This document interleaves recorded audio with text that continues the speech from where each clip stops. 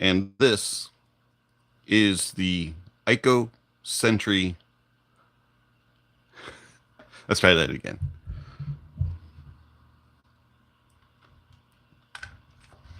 Back up my camera a little bit here. Seems a little close. All right.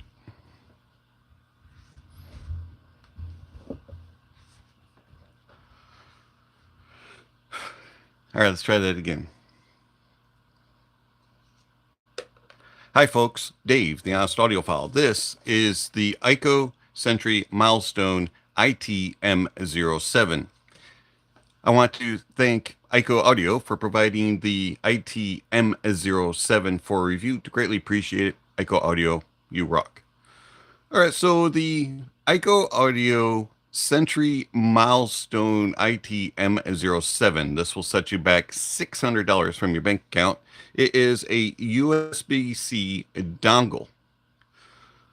The iKKo ITM07, or also known as the Sentry Milestone, is kind of minimal when it comes to its specs. It has an output of 3.5 millimeter, 4.4 millimeter balanced, and also it can do 3.5 optical outputs at 192 bit.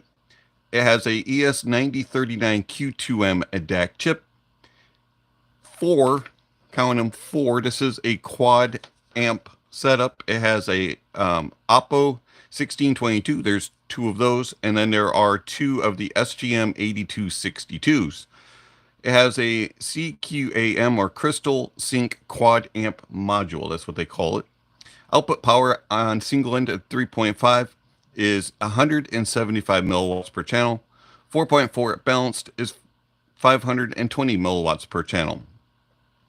Signal to noise ratio, or SNR, is 123 dB. DNR, or dynamic range, is 122 dB. Total harmonic distortion and noise, or THD and N, is 0.0005% for both 3.5 and 4.4. Frequency response range of 20 hertz to 20 kilohertz. And then it is compatible with Android, iOS, macOS, and Windows. So the iKKo Audio Sentry Milestone ITM07 comes in this box. It is gray, a little bit of iKKo branding on the front, nothing too exciting. So you take off the sleeve, you have a cutout for the ITM07 to sit, and then you have a cutout for a cable. Literally, that is all that it comes with. $600. I'll set that to the side. Now you say the cable must be pretty nice then, right? No. This feels really cheap, and it is just a typical old USB-C dongle. This or cable. This is nothing exciting at all. $600, and I'm just not really impressed by the presentation that iKKo has provided here for a $600 dongle. Now, presentation's not everything, and I totally get that. But when you pay $600, you're going to expect more than just a little box with 2 foam cutouts, one for the cable and one for the dongle. This is just underwhelming. And then you throw on top of that this really cheap cable that is super thin and just feels like something that would come with like a $10 device. I know I'm being nitpicky here, but this is $600. This is by far and away the most expensive dongle that I've experienced. Well, maybe it's better built. It's not the greatest on presentation and not the best with accessories and all that. Maybe the build's better. Well, it's made of titanium alloy with 24 karat gold plating. It doesn't even have real gold, like throughout. It's just plated with 24 karat gold. And it's made of titanium alloy. It's not really that heavy. It feels durable, but this will scratch over time. It's just, I'm sorry, $600 for a 24 karat gold plated titanium alloy. And then you have your volume buttons here, and they look like emeralds, but they're not. And it's just, I mean, it looks cool, right? You got the little branding here on the front. You got these faux emerald buttons, and then you have 24 karat gold plate. It looks cool. $600. And then on top of that, there's nothing on the inside that gives you extras. There's no filters, there's no gains, there's no anything special, no Bluetooth, no real high end, extras like includes tubes or, anything of the sort. It's just straight up volume control and outputs. Oh, but it's got 3.5 optical out. Who cares? So on the front here, you have your 4.4 output, 3.5 output, your volumes up and down. And they also, can change your song selection, track selection. And then you have your USB-C connector. That's it. $600. Okay, so the presentation's not the best. The accessories included are kind of lackluster. The build is questionable for maybe it sounds fabulous. Maybe this is by far the best. Now on iKKo's website, it does say that it is, possible for a desk setup. Okay, sure. It connects with PC. It's compatible with Android, with iOS, with Mac OS and Windows. I didn't get to try it with iOS or Mac OS. I am a PC and Android user, so I used it with those. And yeah, it worked very well. Connected to my MSI laptop very easily, connected with my Chromebook very easily, connected with my phone very easily. I had no problems. In fact, there was nothing that wouldn't connect. So maybe it just sounds awesome, right? $600. How does the iKKo Audio Century Milestone ITM07 or the ITM07 sound? I'm not gonna lie, it sounds good. The ITM07 is one of the better sounding dongles that I've heard, and it has a bass that's very well controlled. It extends nicely into the sub bass. There's nice body, and there's good note weight. There's good density throughout the bass, and it has a quality about it. It has a very well-controlled bass. Everything sounds very natural, very accurate, and it hits home with authority, but yet it also is not overbearing and overpowering everything. There's nice authority throughout. In the sub bass, you get that rumble and grumble, that you're looking for.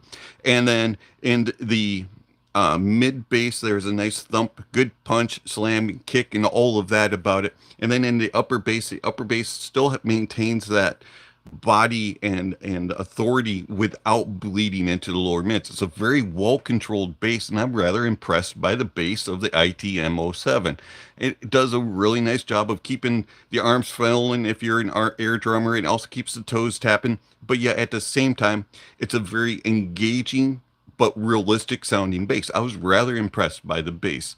Going into the mids maintain that note weight, that body, that density about it. And overall, it just sounds very, very natural and accurate. It has a nice balanced approach to things. It's not too elevated. It's not recessed. It's not too thin. It's not too far back. It's not too far forward. It's a very balanced and cohesive mid. It puts you right in the moment. And overall, everything just sounds accurate. It does a good job with its tone and timbre. And I'm rather impressed by the mids as far as its accuracy reproducing instruments. And then you go into the treble, and the treble extends nicely. It walks that line of airy and crispy with a nice bite and edge to it, but yet at the same time, it's not so forced upon you that it becomes aggressive. It has a nice tone and timbre, just like the bass and the mids. And then also it is well controlled, very balanced. Nothing's too far forward, nothing's too far back. And it just, from the bass, the mids, and the treble, very well controlled. And if a track has a lot of excitement, if a track has a lot of treble energy, the ITM07 is going to show that. If it is a more lackadaisical, kind of easygoing type of treble, it's going to show that. And then if it's just a normal track with, normal quote unquote treble, it's just going to present it very well. So the bass, the mids, and the treble are very, very well controlled and well presented. It's one of the best sounding USB-C dongles when it comes to the bass, the mids, and the treble. Soundstage. The Soundstage is one of the things that stood out immediately when I plugged it in. I was rather surprised at no matter what device I had using it with, and we'll talk about the power and what headphones and IEMs I used. But the Soundstage was one of those ones that was very impressive. It wasn't forcing it, and it wasn't trying to like say this needs to always be wide. It just does a really good job of small, medium, large, and grand, and then also it does it'll get small and very intimate, or it'll be in that wide open space. The Soundstage is excellent on the ITM07. It's probably my favorite part of the ITM07, even with the bass, the mids, and the treble the way that they are. The sound staging is actually really, really good. I was rather impressed at the abilities that it does with width. I was also surprised at how deep it goes. It's a very, very deep stage. You can really look into things and dissect things. There's nice layers, and everything gets its own little spot. It's not cramped, and it's not so wide that you're like searching all over the place trying to find and pay attention. Like when you are watching a movie on a huge screen and there's a lot going on and your head's going like this trying to follow everything. It's not that way. You can really just follow and dissect it and bring it all in together. Imaging is also really good. It tracks things very well from side to side, and it very precise and accurate. The way that the Soundstage is, it also does really good with tone and timbre. It's a very natural, very accurate reproducing DAC amp. I had no complaints when it came to reproduction of instruments. I was able to dissect each individual instrument and lock on and follow it, but also be able to determine what that instrument was. If it was something in the woodwinds, I was able to go, that's a clarinet, that's an oboe, that's a saxophone, that's flutes, that's this, that's that. If it's in brass, I was able to go, that's a trombone, that's a French horn, that's a trumpet, and break it down. And there was no questioning what something was. Same thing with strings, pianos, guitars. It reproduces them very well and very accurately. Detail retrieval resolution. This is one of the best dongles that I've heard. I had no problems whatsoever finding and hearing details. There was moments of, wow, I don't know if I've ever heard that before being reproduced on some gear. And then there were moments of, I'm glad that's here, or that's presented in a unique way. That type of stuff. Details and resolution, very good. I had no qualms whatsoever regarding it. So, iKKo, Sentry, Milestone, ITM07, sound-wise, phenomenal. I was rather impressed. Power-wise, so this is single-ended and balanced. It does have 175 milliwatts on 3.5 single-ended, and that's going to power any IEM. I had no problems whatsoever. Any IEM that I threw at it. When it came to headphones, it was a little different story. It did struggle on single-ended. Easier things to drive. It did power them, but you could tell that it was just a little bit struggling. Things sounded a little bit thinner. They could be a little bit more sharp and aggressive at times. It just wasn't really driving headphones to their potential, but it was listenable. Putting things on balance changed it completely. It goes up to 520 milliwatts of balance on 4.4, and the ITM07 really is able to drive anything. No problem whatsoever with IEMs, even planars. It was able to drive them. Going into headphone wise, it took a huge step up, and it was able to drive things fairly well. HD 600s, HD 580s, the Austrian Audio Hi-X 60, Rode NTH 100s, pretty much you name it, it was able to drive it. When it went to planar, it struggled slightly, but it was still pretty competent, and it was able to really drive home, especially the easier to drive planars. Now, is it going to replace a desktop setup like iKKo claims? No, in my opinion, no, not completely. But if you're an IEM listener or you use really sensitive, easy to drive headphones, uh, you could get away with it. It's pretty competent. So power wise, it does good. Sound wise, it's phenomenal sounding. And then everything else is just kind of lackluster. We'll talk about the value in a moment, but let's compare it to a couple other devices. Now, $600, the iKKo ITM07 is it's expensive, and it's by far the most expensive dongle that I've had on my desk. Now, this one that I want to compare it to is the Muse Hifi M5 Ultra. And the Muse M5 Ultra is, you know, I mean, it's technically a dongle. I mean, it is bigger, right? But it can be used as a dongle, and it does stack with, you know, your phone or DAPs or whatever. The Muse Hifi M5 Ultra, just looking at it, is significantly cooler looking, right? I mean, gold plated versus something that has glass. You can see the chip on it, and it's got an output with lights, and you got tubes. Oh, did I mention that? Tubes on the inside. And this is less than $300. I think currently right now you can get them for like $270 on Hi-Fi Go. And so, you know, it's anywhere from $350 to $270. So it's significantly cheaper. You get way more options, Bluetooth. Oh, did I mention it has tubes in it? You can also, it has gain switches, filters, all sorts of things. And it does the same things with 3.5 balanced outputs and also 3.5 optical out. So you get all of those options, right? Oh, and it's got a battery. So yeah, the M5 Ultra, right, offers way more for significantly less. And the M5 Ultra sounds better. As good as the ITM07 sounds, you're getting a slightly better, more natural and accurate sound from the M5 Ultra, in my opinion. Even on the non-tube side, if you're using just the standard one, it sounds fantastic and beats the ITM07. But on tubes, you just get a little smaller stage, a little more comfy sound, a little bit more ooey gooiness and lushness, and the M5 Ultra takes it to another level. And just get this if you want to spend that much money. But here's the other thing.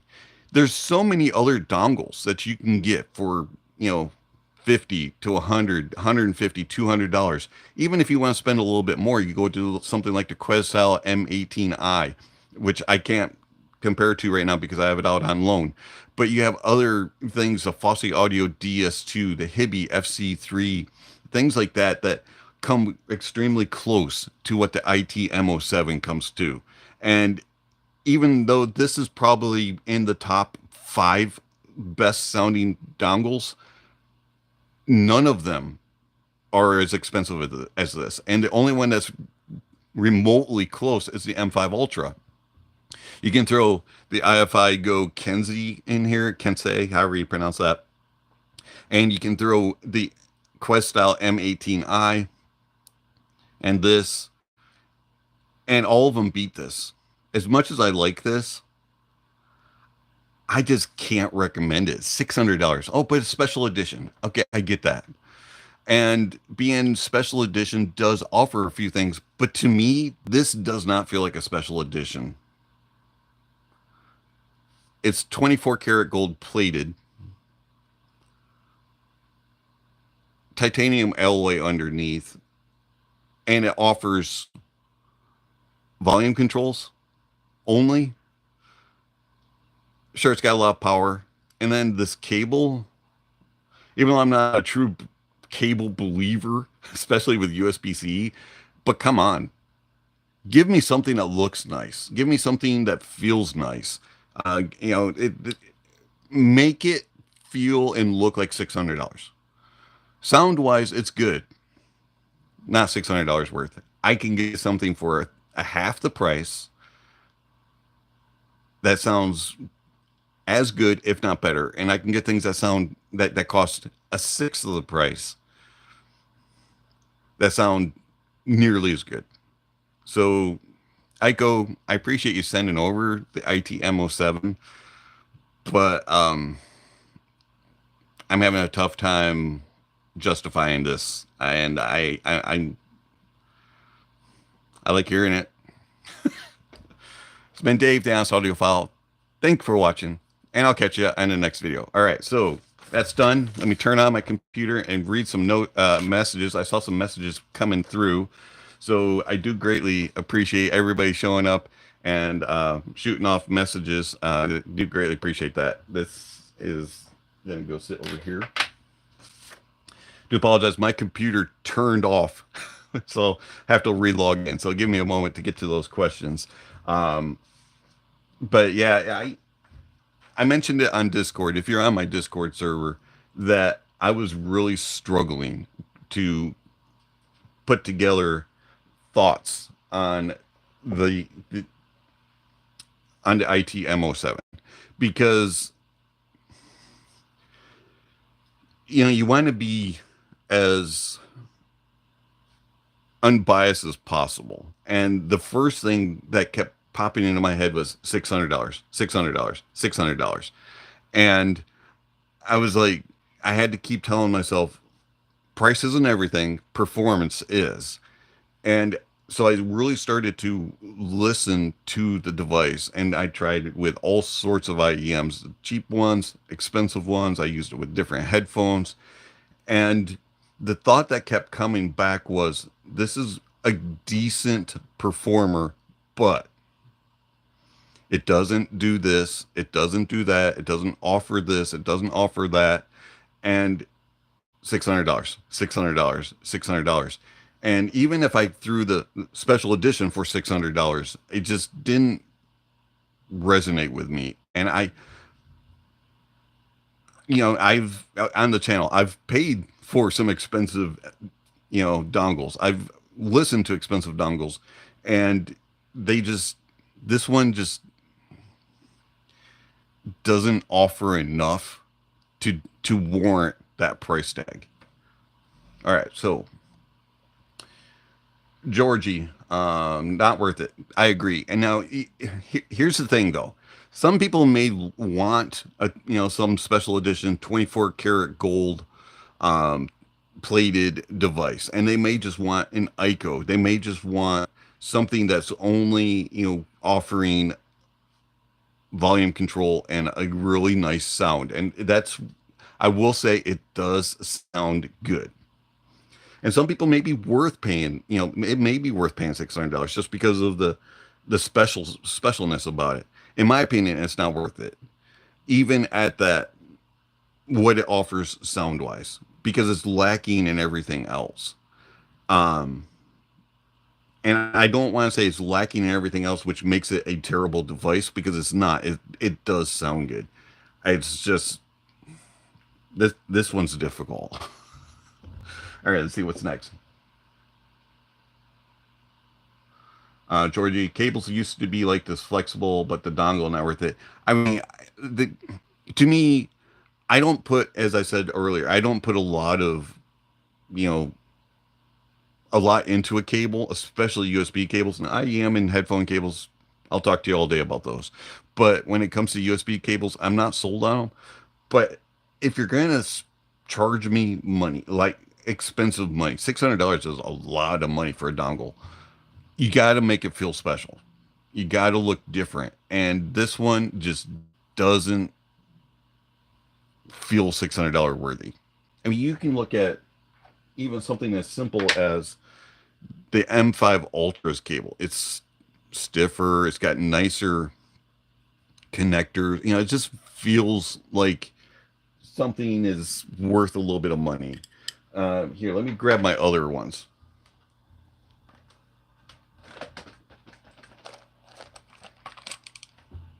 So you have all of these different dongles. You could take the cable from the DS2 from Fosse. It feels more premium. You take the Dunu DCT480. This cable just feels more premium. Um, you could take this cable. This is the Afu A Snowy Night. This cable right here feels premium. It looks premium. Right? It's thick. It's when it comes to price, and you're going to charge $600, at least make it feel premium. Make it look premium. All right, so let's see here. Little man, iKKo lost their mind. If you're gonna be a gold brick, at least make it look like the limited edition iFi bar Kenzie dongle. Absolutely, that's what I'm talking about. When the Kenzie sounds good and performs well, right? It has a lot of extras, but one thing that it does to warrant that $400-ish price point also, even whether or not you're in total agreement that the Kenzie's worth the price, one thing that the iFi does is their build quality feels it. It puts you in this different when you open the box, you go, this feels like quality. This feels like what I'm paying for. And you don't get that from iKKo. I mean, really? This is your presentation box? All right, so let's see here. Brian, hi Dave. I have the iBasso DC Elite and I'm very happy with it. Have you heard this yet? If so, could you compare it? Thanks and happy Resurrection Weekend. Yes, happy Easter to all. Happy Resurrection Weekend to all, and hopefully you have a great weekend. And if you have kids and you're taking them Easter egg hunting, hope you find something good. Anyways, the DC Elite from iBasso I have not heard. Unfortunately, I've heard really good things about it. I would love to hear it. All right, let's see here, Georgie. Maybe it's compatible with the Google 8 Pro. Well, it does play on the Chromebook laptop, the Pixelbook, so maybe.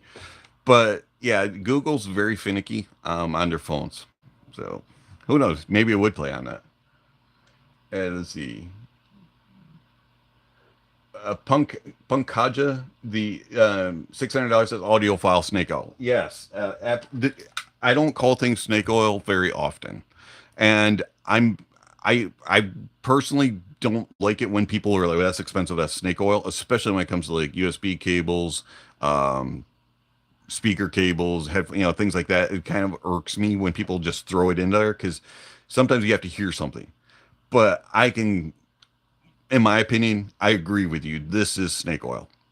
This is them going, let's just throw something together, and instead of charging it for $150, maybe even $200, I'd be okay with recommending this at that price. They go, let's put this out there at $600. And it really doesn't live up to that price tag. So snake oil word gets thrown out a whole lot, and a lot of times it's not warranted. In this case, in my opinion, it is. If you're going to charge, at least make these emeralds. Anyways, all right, good point. Let's see here. The extra weight you're carrying is concerning. I think you should go to the gym. Hey, thank you very much. I don't really appreciate the comment publicly, but you're right. I have gained some weight, and this is something that I have struggled with for a lot of time. And one thing that is difficult is working third shift. And my job requires me to sit in my chair for 8 hours. So I hear your concerns, and I am working on it. But thank you. Anyways, Paul, this or a mid-level DAP around 400. Personally, I would go with the M5 Ultra. If you're going with like some sort of dongle-ish type thing, you could also get a DAP. I mean, there's a lot of DAPs in the $400 price point that you could easily go with. Hibi R5 Gen 2 is very good around the $400 price point. And there's others. I'm not well versed when it comes to DAPs, But this dongle is not really something that I would go with very much. Folks, I don't know what's going on with my computer here, but are you able to see my face? Because my computer is, there we go. All right, so I had to refresh. My screen was just showing the device, my thumbnail. All right, there we go. All right. But yeah, good question, Paul. Let's see. Georgie again. iKKo ITM07 uses the 9039 Q2M, and also the SGM 8262 and the Oppo one that I mentioned. Shanley M1 Plus uses the ES9069, and it's the same as 9039s with blah blah blah. And I think the $200 music player sounds better than the iKKo. I haven't heard that, so that would be interesting. I mean, as I mentioned, this sounds better. The Hibi R5 Gen 2, very similar in capabilities as the ITM07. There's other devices out there you could get if you really wanted to spend upwards $400. You can get the Kenzie, and the M18i from Questyle. You're going to save yourself money. And in my opinion, it's just better. Dragnet, thank you very much for the gift. Appreciate it. How are tube dongles? The only one that I've heard is this one, the M5 Ultra from Muse Hifi. I love it. You know, you can go transistor mode, or you can go tube mode. It's got plenty of power, and as you go from being analytical, neutral leaning on the M5 Ultra to putting it in tube mode, kind of gives you this little bit more extra comfiness, love, a little bit of lushness and fullness, while still maintaining the abilities in the technicals, and still having analytical side. So I truthfully, if I was going to pay a lot of money for a dongle, I would get M5 Ultra. Probably next in line would be the Questyle M18i, and then you would go down to the Kenzie. Of course, I haven't heard the Kenzie since I reviewed it, so those two could swap maybe. And then there's a few others, you know, that come to mind, but a lot of the cheaper ones are just as good, if not as well performing for the masses. I mean, you're not really going to get a significant improvement by paying $600 versus paying $100 or a little bit less. I mean, Fosse Audio DS2 is probably, throwing a number out there, 85-90% of what the ITM07 is. So why not save yourself $500 and just get yourself that? Same thing with Hibi FC3. You might not be getting quite as much details and resolution and as nice a tone and timbre, but it's very capable of a dongle. And there's so many others out there. Is the tubes always on? No. So I'll, if I remember, I'll put a link to my review in the description of this video, or pin it in the comments. That way people can go watch it. But on this, you actually have let me turn it on.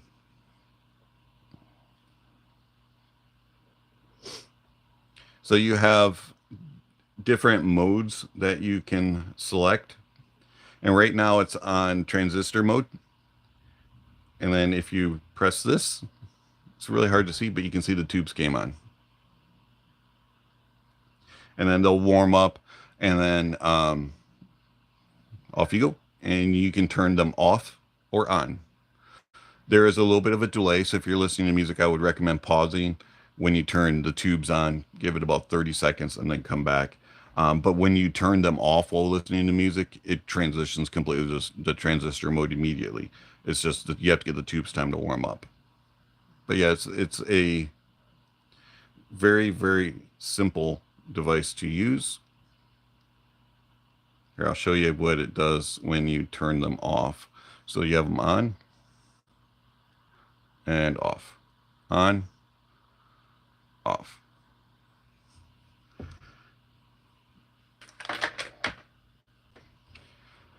Good question. But yeah, you can turn them on for the most part on the fly. But as mentioned, there is a little bit of a time for them to kick on if you were using transistor mode. Any other questions, comments, concerns?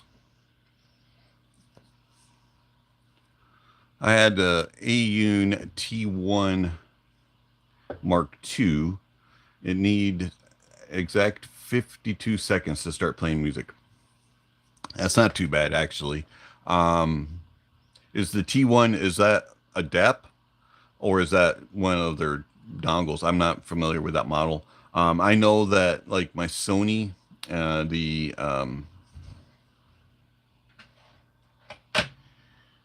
is this the I can't remember, 105. There we go. The 105, let's see if it's charged up. Nope, no battery life, but it turned, oh, there it goes. This one takes a while to kind of boot up and think. I have never timed it exactly, but it thinks and thinks and thinks and thinks and thinks and thinks and thinks and thinks. I'll get back with you when that one comes up. The R5 Gen 2 from Hibi is fairly fast on its. I would say this is probably under a minute. And as you can see, the Sony's still going on.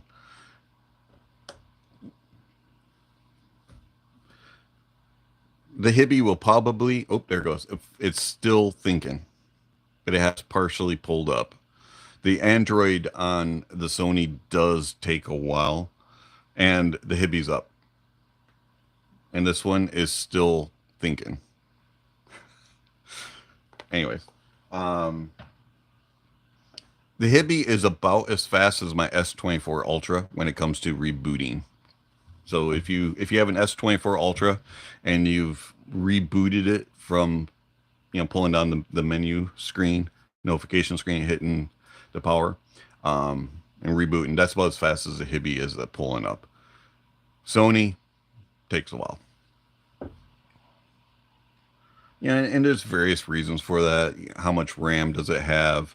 How much stuff does it have on it? Is it immediately, is it trying to log in? Is it trying to connect to the internet and, get everything all up and running? That type of thing. I mean, there's various things that make, but both of those are Android DAPs. The DAP that is really frustrating is this little thing, which was sent to me by Shenzhen. Thank you for sending it over for review. I'm still working on trying to get tunes on it. It is not liking any of my SD cards.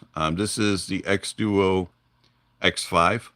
So I'm going to have to reach out to iKKo and find out what's going on, because it will not find any of my SD cards. I've tried 5 different ones, various sizes. It claims on their website that it'll take up to 1 terabyte. And I don't have any 1 terabyte SD cards, but everything else it hasn't worked. If I connect it via USB-C into my phone will find it. I can transfer files, but then it never does anything in regards to actually finding those files after I've transferred them. So we'll see what happens on that. Okay, so the Audiophile T1 is a tube DAC with an amplifier. Gotcha. All right, so yeah, I don't have any experience with that, but That's cool. There's a lot of Aune makes a lot of interesting devices, and they're not afraid to try to experiment, um, which I find interesting and fun. As a manufacturer, sometimes you just need to take a chance and try something. All right, we got about 20 more minutes to um, answer questions, chat about anything. This is Easter. You got big plans with the family. Um, Easter egg hunts. What else do you do? Eat, go to church. Um, see, for me, I have to be at church early. We're having a breakfast at church, and then we have service. And then I don't think we have evening service, so that'll be good. Get the rest of the day off. Uh, Bad Bunny Bad. Easter thing. Oh, anyways. Hey Dave, what are your thoughts on PEQ? I've recently found a Squiglinks and I am really enjoying EQing all my IAMs. Do you think EQing is forbidden? Love the channel. No, I don't think EQ is forbidden. In fact, I use EQ all the time when I'm running a soundboard. Um, Here at home, I don't use EQ that often. So for me, I'm pretty much a purist, and I just love to hear music plug and play as to how the manufacturers intended it when they made it. Um, I do use EQ in my review process. So if I'm listening and there's a big question as to, hey, where's that coming from? What's causing that? Can I fix that? That type of thing. I will go in and tweak it and kind of figure out where it's at as far as sound. Um, but I don't EQ to do a review. I'm going to review things as stock and as they're intended. And the EQ is it's not a fix all. It's not a cure all for everything. And no, you can't EQ something to sound like something else. And go, that's how that device is going to sound. Um, but as far as, putting it in for your preferences, fixing things to, maybe add in more bass if you prefer it, that's cool. I'm not saying EQ's bad. I'm not saying EQ's not worth it. EQ's a tool. It's not a cure-all. That's my opinion.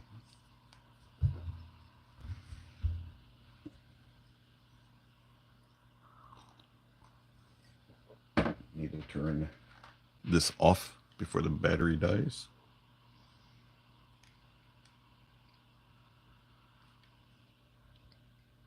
Good question. Oftentimes, I think a lot of people assume that I don't use EQ. That's not the case at all. I do use EQ, and I am actually quite familiar with it. It's just a choice of mine to review things and listen to things in stock form.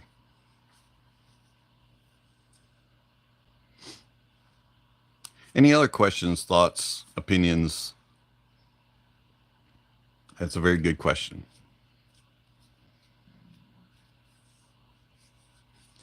I do want to thank everybody for showing up. Do appreciate you all coming in and listening to my ramblings about the ITM07, and I also want to thank you for the questions and the thoughts. Greatly appreciated. I am enjoying this style, just kind of sitting in front of you for an hour and talking about a specific device, or keeping it in that area as much as possible for the first part, giving a review, but also being able to answer questions immediately. Hopefully, if you're not able to catch a live stream, and this is for anybody who's rewatching it, if you're not able to catch it live, hopefully you're able to watch the video playback and garner some opinions about that device, and then ask questions about it later, and I'll respond, because I know that not everybody can catch it live in a review. Saturdays are going to be most of the live stream times. Now there's some things that are coming up where I'll have to do it. Like last week, we had to do it on a Friday. There may be some times that we'll have to do it on like a Sunday afternoon or something like that. But I'm going to try to do it in this time frame every week as much as possible.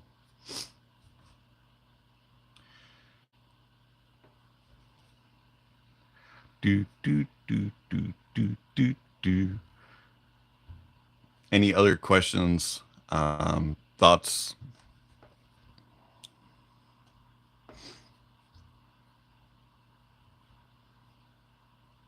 Opinions, ideas. While you're all thinking that up, I will go on to this website here, review schedule. Oops.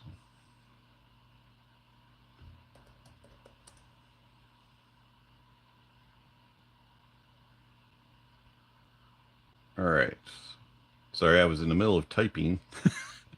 I saw a question come through. Happy Easter weekend, Dave. What is your favorite planar IEM to date? Currently, right now, I would say my favorite planar is the Kiwi Ears Aether. The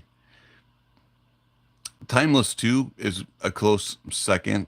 But and then for a cheaper planar, because planars can be expensive, I would probably go with the Let's Shure SO8 and the Tin Hi-Fi P1 Max. Yeah, I know there's a newer version of the P1 Max. Haven't heard it, but that would probably be the top four planars.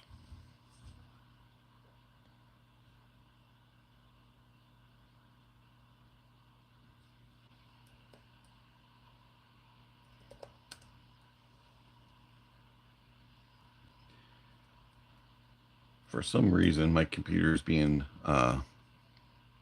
slow at the moment, so I do apologize if the live stream's a little herky-jerky. I'm trying to do a research, and my laptop is like, no, no, you're not going to look that up right now. All right, let's see here.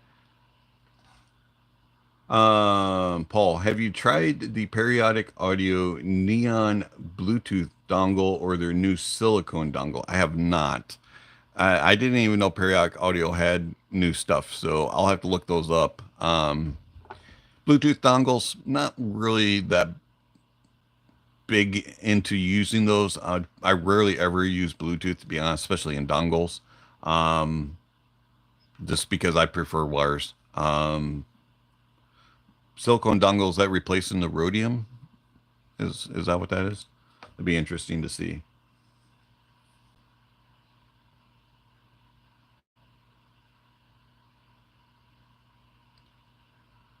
The and that's not to besmirch Bluetooth Mongols, Mongols, dongles. I do think that the Bluetooth dongles that I've heard, the more recent ones, have improved significantly versus the previous ones when they first started coming out. Um, but I'm old school and I prefer wires.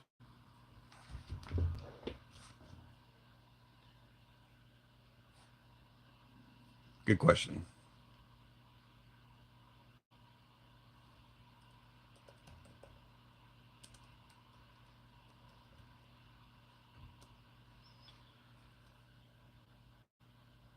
Any other questions?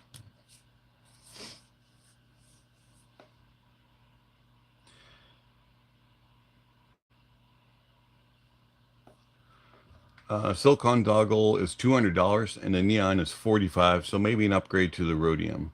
Interesting. Well, the rhodium was 50. If the neon is Bluetooth, the rhodium didn't have Bluetooth. So the silicone might be like big time step up from the rhodium. That'd be interesting. I'll have to look those up.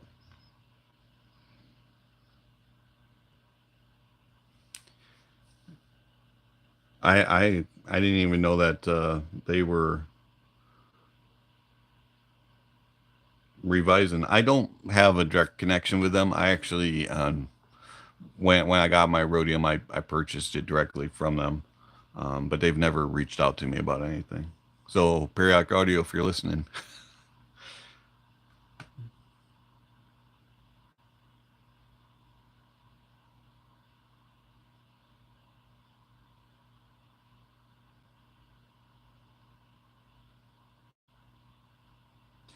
All right, so about 10 minutes left here. Any others, suggestions, thoughts, opinions?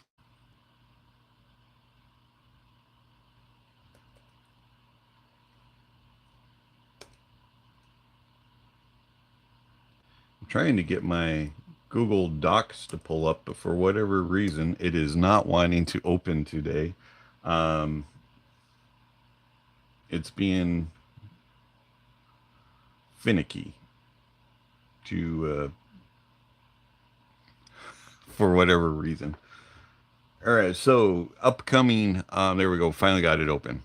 Upcoming on the channel, if you've watched the other live streams, you're probably already going to recognize some of these names of products to be reviewed, but we're getting through the list slowly. FIO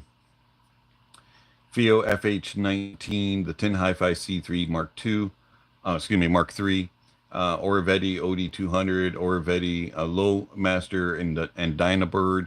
We also have the Sansei Miori SW500H, and Rosalisa Rose Technics Distant Mountain Doak Audio P1 Plus. That one's already been reviewed. Don't know why I didn't take that one off. Sansei Miori SA500, which is a dongle. The Sound Blaster G8, Fosse Audio GR40, the Fosse Audio MC331, Fosse Audio K7. Yeah, I got a lot of Fosse stuff in right now to review. Let's see. SMSL D400 Pro, Doak Audio K5, the FIO S15, the FIO K17, the Burson Audio Playmate 3, which will probably be reviewed next week, the X-Duo X5, which we talked about earlier, and the SMSL PL100, which is a CD player. And we do have other things inbound, so the list is ever growing, and we're trying to get through them as quickly as possible. But as mentioned, more than likely next week, we will have the Burson Audio Playmate 3 review, which is this one right here. And whoop, sorry for the earthquake. The Playmate 3 is a DAC amp. It also has inline microphone capabilities for you gamers, that type of thing. I will not be reviewing it in that regard, but I will be using it as a DAC and amp.